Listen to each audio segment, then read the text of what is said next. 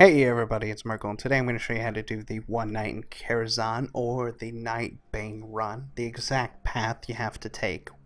100% all the details of exactly what you have to do. I just did it with a couple of guildies of mine this evening. We got together, took us 2 attempts, so we did 1 attempt to figure out the path pretty much ourselves, and on the second attempt we managed to summon Nightbane. We were all on average, I'd say, between item levels 860 to 870. I think 875 was our highest guy. He's our buddy Rathix, who is geared in every spec because the RNG gods blessed him. Now, anyways, I had Ammo Rune. He's an outlaw rogue. Zap is Ellie Shaman. Resto off spec. And Patrick is our healer. So we had a Pally as a healer, a Brewmaster tank, so anybody that says Brewmaster sucks, we managed to do this with a Brewmaster, so they ain't that bad as you think, but Rathix is also a god. Now, Zap was Ellie, Patrick, Holy Pally, Outlaw Rogue, me is Demonology. I spec'd into Implosion, because most of the pulls in this instance are AoE, so it helps you to have a lot of AoE. I'm going to show you the exact path we took and how you should handle each scenario. So, as soon as you come inside on a fresh run, now, if you've already cleared Kara, let's say you cleared it this week, but you want to attempt this yourself, all you need is a 110 who has not done Kara. You could leave on your main, invite a 110 alt of your own, have your group promote him to the leader, reset the instance, and then just have people go inside. As long as the 110 who has not done Kara is the leader, it will put you in a fresh run. So you're perfectly fine if you've already cleared it and you'd like to come back and kill Nightbane, because he does drop 875 loot. He dropped 3 relics for us. 1 Warforged to 885, 1 Warforged to 880, and then an 875, as well as the mount. In any case, very nice loot. Very good loot. The relics were amazing. 885 is a huge relic upgrade from what he had. I think he had 860, so big upgrade. Just really nice loot. So overall, it would be beneficial to come back here. I mean, it's pretty much on par with Mythic gear. So that's how you do it. If you've already cleared Kara, just use a 110 alt of any kind, make them the leader, promote them, reset the instance, walk in, and then bada bing, bada boom, you're in a fresh one. Then you leave on that alt, come back on your main, and you can do your attempts. Now you will have to, cycle through and do this again every time if you fail, but after a few attempts, you should be okay. So after you've come inside, the moment you open this door, you're going to have 8 minutes to reach the first crystal. It's going to be a lot of pulls, but I'll go through it, and so it's going to be kind of a long video because I'm going to go through each step. But you're going to open the door, turn right here. If you have DBM, it'll pop up here, the timer that you have. There'll be a ghost right here, tormented soul woman.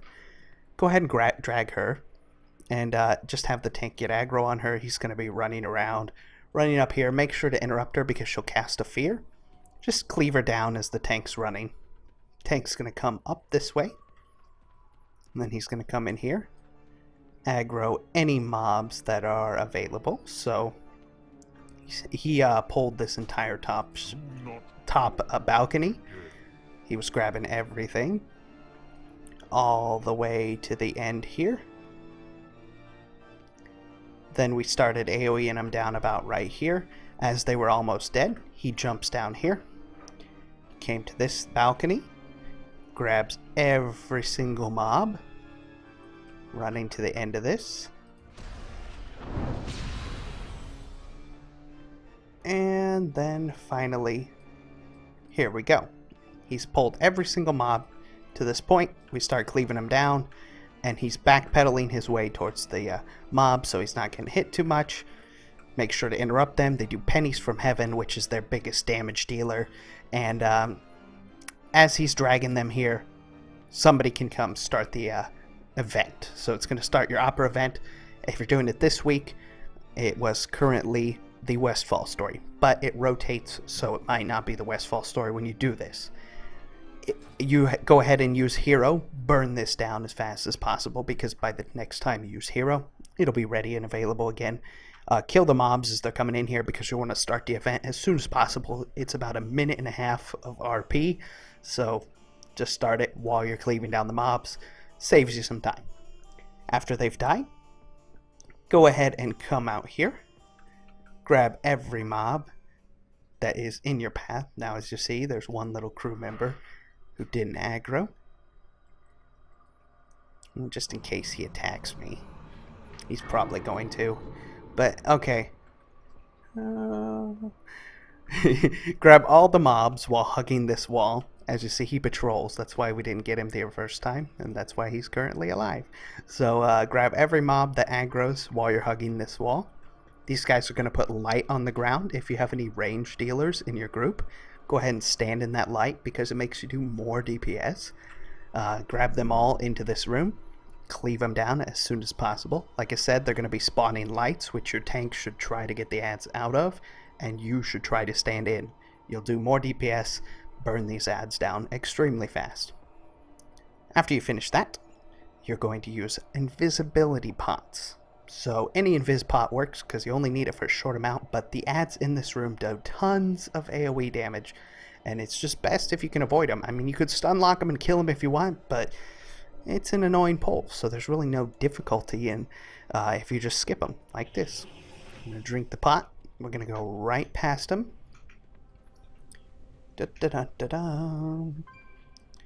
And as you see, completely avoid the strongest pull probably in the entire dungeon. So there you go. You're done with that. You're going to jump down here. There'll be a group of mobs right here, along with a flashlight fellow. I can't think of his name right now, what he is, but you're going to pull him, and then you can creep your way to the first crystal right about here. Depending on your DPS, we had 2 minutes by the time we reached this crystal, but it doesn't matter because you're just going to get a 6-minute buff as soon as you click this crystal. You can creep up to it without aggroing the groups over here, so there's no need to aggro anymore, and then voila, you're okay. You can start making your way this way. Now the buff stacks. It adds up time from this point on. So the faster you can get to each crystal, the more time you have for the next parts. But we ended up having like 3 minutes left at the final part. So you start making your way this way. And there's going to be a group of about 2 flashlight guys here and another flashlight guys here. This pole's kind of annoying because they're casting flashlight all the time. And if you look away from it, you will not get stunned by it. As a warlock, I don't even have to face my mobs for most of my AoE abilities, so it was easy for me. But if he's casting it, and you can try and look away, because if the tank gets flashlight, the mobs will go for DPS, and you'll die really fast. These valet guys hit a lot. There will be 2 more right here, so go ahead and aggro them after you've cleared that group, and then there's a bunch of fellows in here. Now there's a couple undead servant fellows that pat around. They will mind control, so you want to focus these guys down really fast if you aggro one, because mind control is annoying. Your DPS will go after the healer and start interrupting them and stuff. So that's really annoying, and it'll waste a lot of time if you're getting mind controlled. So undead servants, I believe is their name. Target them specifically. They do look like undead, so they kind of stick out. They look similar to the valet guys, but not as well dressed. Target them down, interrupt their undead servitude spell, and you won't get mind controlled as well. There will be a pack of normal mobs, not even elites, right about here, and a group of elites roughly about here. You're going to clear all that stuff, and then clear a couple ads right about here, and then start making your way to the Maiden. She's going to be down this hallway. Now, if you have a stealthy in your group, this can come in handy right here. So you're going to clear down the hallway, making our way downtown. Da, da, da, da, da. There'll be a bunch of ads. Sentries will be here, so a stealthy can't do this completely. But if there weren't sentries here, it would be cool. But no, you clear all this stuff with your group, and then if you have a stealthy, when you click on the crystals, you double click them, it immediately gives you the buff. So your stealthy can go in there, double click the crystal, and then die if necessary. If he has to die, it's not a big deal. Or he was a rogue, so he was able to vanish. So we didn't even have to clear this small little room here. There's only 8 mobs in total.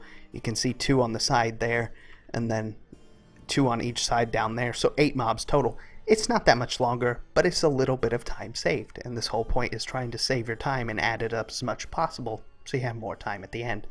So very, very simple for that part. Just if you have a stealthy, go in there, click the crystal. If not, just clear the room. Only takes about another 20 seconds to kill all those ads if you have really good AoE. After you're done with that, though, you should have 6 to 7 minutes on your new buff. If you're going fast, we had it all the way up to, I think, 8 minutes. So we had a lot of time. You're going to come back to this room. And the reason you cleared out this ledge right here is because you're going to jump down, clear all the trash in here for Moroes, everything around Moroes. Now, we took the safe method, right? We used traps, and we still CC'd 2 ads, and then burned down the rest of them. You don't need to rush. It is a bit of a rush, but we had plenty of time. By the time we cleared this room, we had like 5 minutes to kill Moroes.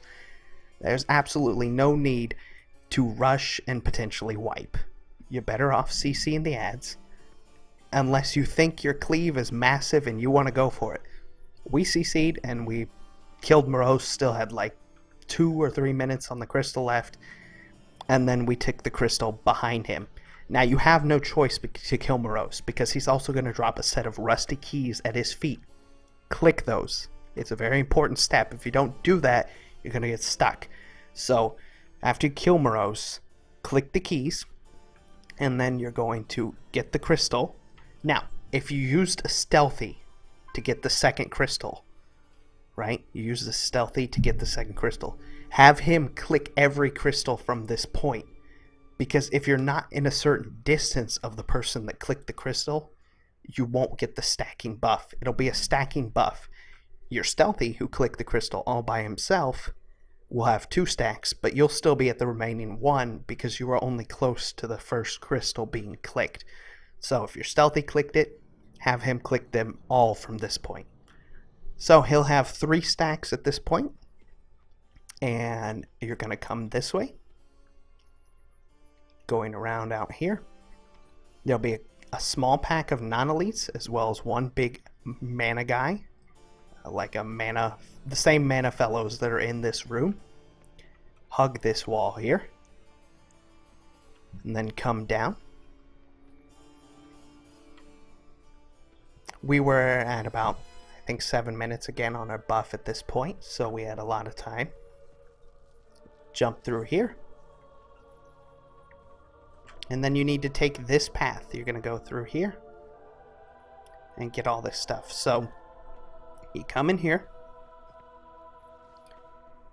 Don't step on any webs. It's just going to spawn more ads that you don't want to have to deal with because they are very powerful. These spiders, they don't do a lot of normal damage, but they will do a web spray that hits everything in front of them for 1.5 mil.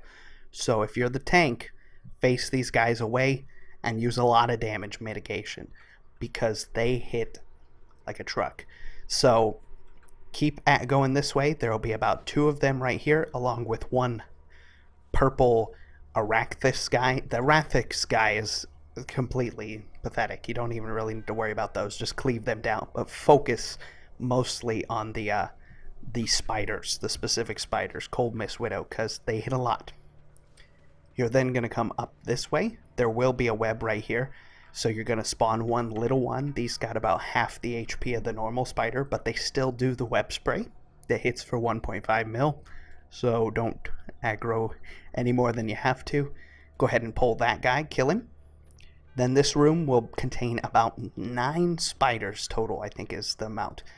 Our tank, we had a lot of stuns in our group. He pulled an Arathix guy that pats around here, so one of the big purple fellows. There's like 2 in this room. Again, they're really weak. They're almost negligible compared to the spiders.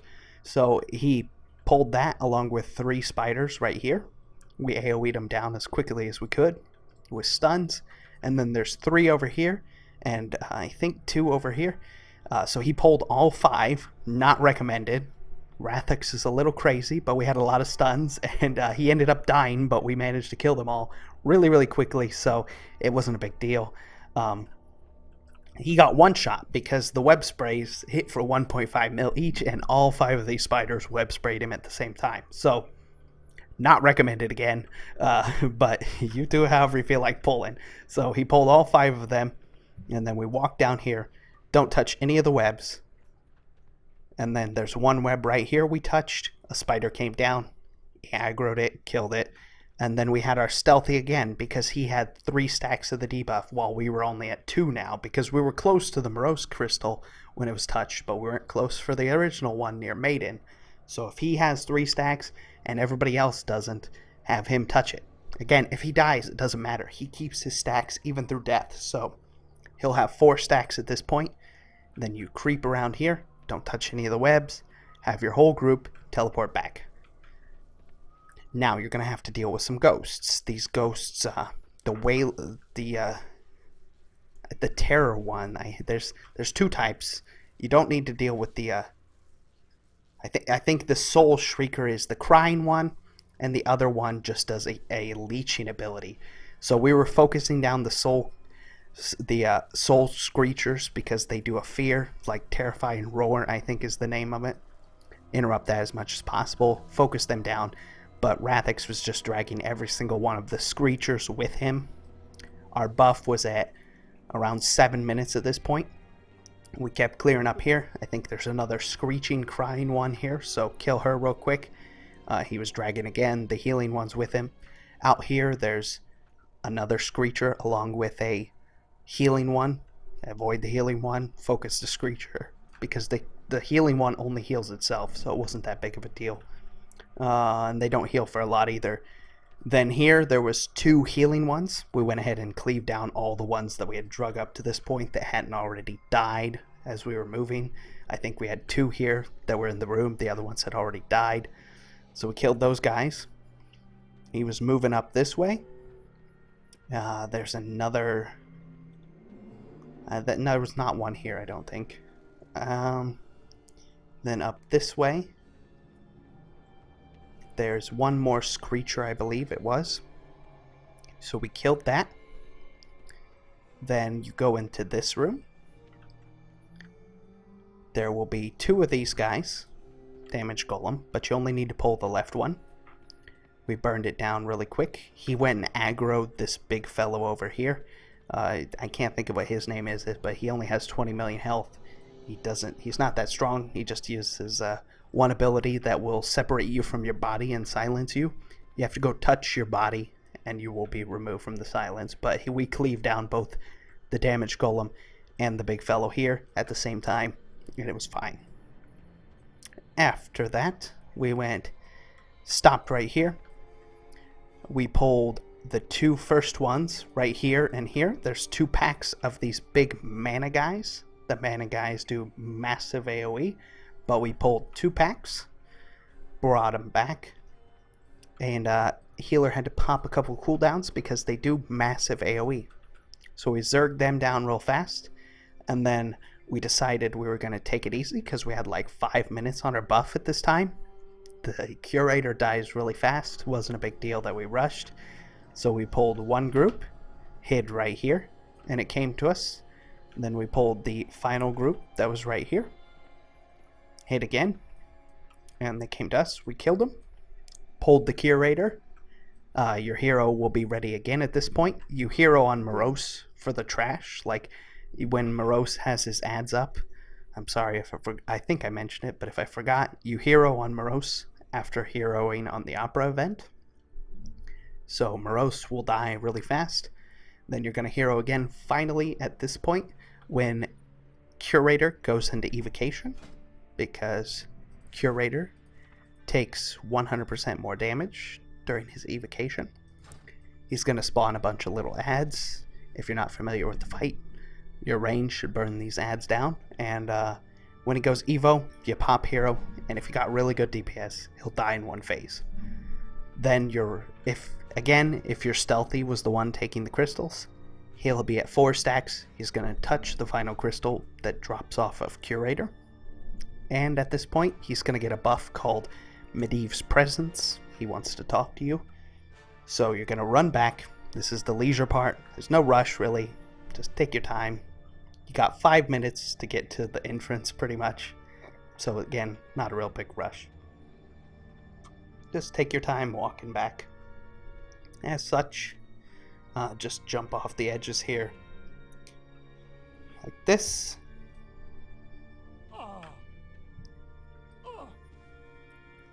And then one more edge to jump off right here. Okay. You come back. And underneath here is the place you need to come to. Master's Terrace. Medivh will be standing right about here. And all you do is talk to him. The person that has the buff will talk to him. And voila, you're done. Everybody in the group will be awarded with 1 night in Karazhan. And now you can fight Nightbane. Now again, he dropped really nice loot. 3 relics along with his mount. The mount is kind of like the bear mount from Zul'Aman. It's guaranteed for 1 person. So, and if you do it with the same group constantly, after 5 weeks, everybody will have the mount. In this case, the dirty stinking rogue got it. But that's okay. I'll get it again. We're running it again next Thursday. But it was fun. I love this. It's a really cool event. Nightbane himself. Our DPS was probably what you would consider kind of low. Again, we were kind of undergeared for what most people want for this. But, you know, we're guildy, so we were okay with running it a little weaker than usual. So Nightbane himself was kind of a tough fight. What he does is he's going to cast Living Soul or Night Soul on a person. Your job is to get as low as possible because he's going to put fire all over the ground. You got to get your HP as low as possible when he casts this, right? And then you're going to do damage equal to your current health to everybody else in the group. So if you're really high health, it's going to hurt everybody. He casts a tail swipe, so don't be behind him, and he also casts a frontal breath. Don't be in front of him. Have your tank face him like this. Your tank will be standing like this, and he'll be breathing at him. Again, he puts fire everywhere. After he gets to 50%, he flies in the air. He's going to summon an ad.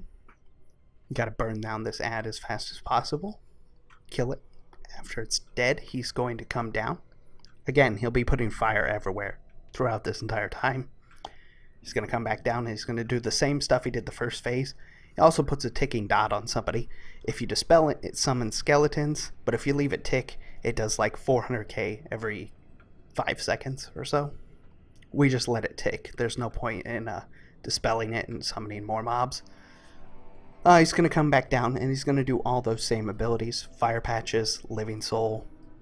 He casts an ability you can interrupt. If you don't interrupt it, it does about 84k every second for 5 seconds.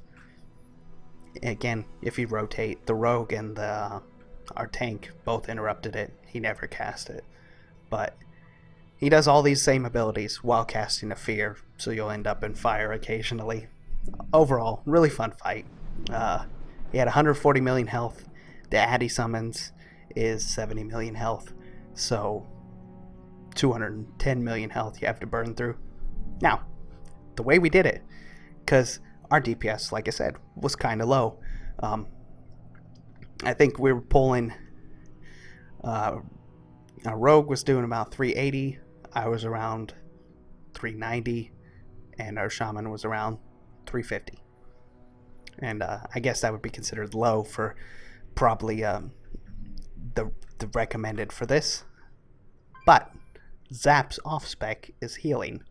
So what we did, I suggested, because there's no enrage timer on Nightbane, I said our DPS is okay, but what if we just 2-healed it, right? And sure enough, we used 2 healers and it ended up working. Now, if you got a massively geared group, this is going to be perfectly fine. You don't need 2 healers, but again, we were all pretty much undergeared. So I said, let's just 2-heal it, and it worked. We killed him that kill. So very simple doing it that way. if you're having trouble with Nightbane and you have somebody that can heal in your group, and you can run 2 healers. Pop hero during the phase when he's in the air to burn down the ad really fast, and it'll go smoothly. So that's just my recommendations. That's the full run. I know this is a really long video, but I hope it was helpful. Thank you all for watching, and I'll see you again soon. Bye-bye.